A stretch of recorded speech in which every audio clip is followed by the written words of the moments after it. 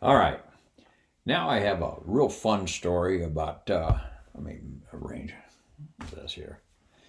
I have a real fun story right now about Joe and Emo's last ride in the T-38. Actually, their last ride in the pilot training program. They were part of a four-ship that we had to put together in order for Carney to graduate. So there was Joe and Emo as the students, and also I think perhaps Billy Bad, and then Carney. And I was flying with Joe, and Marty Miller was flying with Emo. I can't remember who was flying with Billy Bad or Carney, but be that as it may. Uh, we briefed the four ship in the early afternoon in O Flight, the flight room, and I had coordinated with the T-37 flight commander of the new class that was coming over the T-38s to roll in behind these guys when they graduated, to come over and sit through the briefing just to get an appreciation for how we conducted our flight in T-38s. So they came over. And then there were the parents of the students who were graduating, and they were in the room. So with those additional folks, we had a pretty packed flight room that afternoon. So I walked in, kind of set the stage for the briefing with a time hack and a weather briefing and stand eval question, which was relatively easy. We didn't want to embarrass anybody in front of their parents, and so it was pretty straightforward. And then I briefed that when we came back, we were going to have enough gas for each guy to have a landing. So we were going to have 8 patterns when I came back. And I said, if I call initial, then all the instructors will fly the first pattern.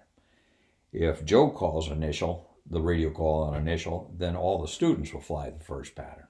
Pretty straightforward. So we went down, signed out, went down to the shoot room, and it was just a gorgeous day for flying. And we could start to feel the electricity build here. Last flight, great guys to fly with. And I had made arrangements again for their parents to ride out on a step van with us so they could stand off to the side of the flight line there where the airplanes were parked and watch their sons do walk-arounds and watch the engine start and initial taxi. Later, they were to be brought out to the RSU for our arrival. So we got out, did our pre-flight start, and taxied, and then we got out to the runway, 35 center. We did a string takeoff. That's an individual four-ship takeoff, rejoin out of traffic, and then headed out to the area. Area work was fairly straightforward, pitch outs, rejoins, a little bit of acro, and then we came back to the pattern, and that's where the fun began. So I said to Joe on the way into the airfield, I said, hey, Joe, you want the first landing or the second landing? And my gosh, that kid had learned. He said, I'll take the second one, sir. Brilliant choice, because you always take the second one, because that gives you a chance to check out the winds, the environmentals, and so forth. So I said, all right. So we came on to initial. I made the call, Reno 17 flight of 4, turning 4 mile initial. And all the IPs picked up on that. So we came in, pitched out. Best I grabbed my training device. It's hard to describe a closed pattern with a cup of coffee. So we came in, pitched out, and then came around the corner for a touch and go. Now I had briefed the RSU controller what the deal was, that it was a beer bet, and the guy that had the lousiest landing was going to buy the beer for everybody else. Well, I came in and I touched down and lowered the nose for the subsequent go around, and I heard click click on the mic button. Click click. Click click. Okay, cool. Those were very few expressions given out over the radio. What they meant was shit hot, great landing, cool.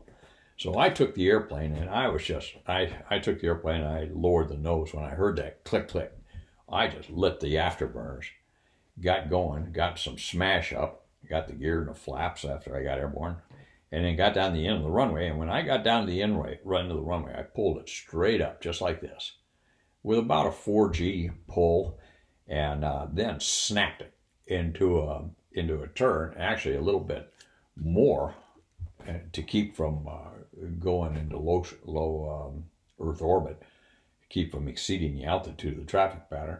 Pulled it down. As I'm in the turn like this, about like so, once again I hear click click. Marty got a click click. Wow.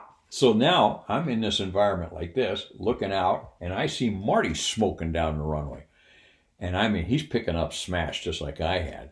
And he gets down the end of the runway and he pulls it. I'm like, oh crap. I hope he doesn't break it. But anyway, he pulled it around. So now there's two of us on inside downwind. And the other two IPs got acknowledged similarly. And then Joe came around. He did his landing. He got acknowledged. Click, click. And Emo, click, click. Billy Bad, same thing. And poor Carney ended up buying the beer. God bless him. But anyway, be that as it may, we came down.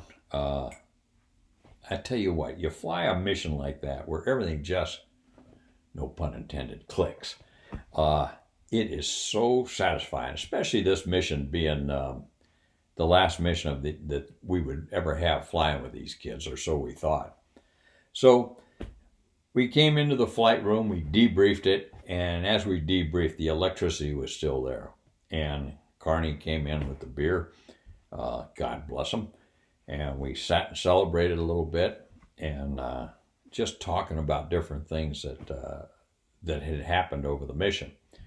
So I had planned to I was having a reception that evening over at our house on base for their class and the parents. So I had to get going to help get ready. This would have been about 3:30. And I think people were showing up around 6:30, whatever it was. About 3:30. So we broke up the flight and I headed home. Well, Marty decided to trail along with me. So he's in my 6 o'clock driving over to the house. We get to the house, pull in, and we are still talking about how great that flight was, how great that mission was. I mean, we were reliving those two closed patterns and everything else. Still drinking beer. Anyway, then all of a sudden, Marty looks at his watch and says, oh crap, I better get home so I can change clothes. And so he took off. And then when they came back, it was just a great evening that night with the parents. I got to meet several of their parents that night and talk to the students. It was just a fun event, and one that I will always hold dear like that. We had as much fun training these kids some days as they had learning, and this was the pinnacle of it. So student training, it just didn't get much better than that. So thanks for letting me share that with you here this morning.